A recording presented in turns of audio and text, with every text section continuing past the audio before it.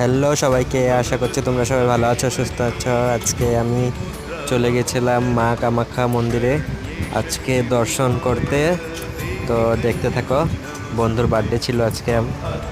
তো আমরা এখন প্রসাদের থালা মানে পুজো দেওয়ার বাটা কিনে নিয়েছি। তো এখন আমরা লাইন ধরবো, লাইন ধরে এই যে দেখো বন্ধু কুপন নিয়ে তারপরে মার মন্দিরের গেটের সামনে যাবো আমরা মন্দিরের উদ্দেশ্যে। মন্দিরে অনেক লাইন ছিল, দেখতে দেখতে থাকো।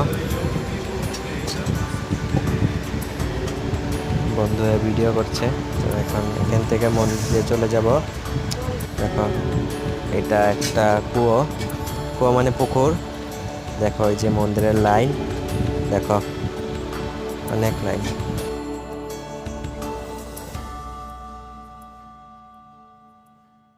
তো মন্দিরে অনেক টাইম দাঁড়িয়ে থাকার পরেও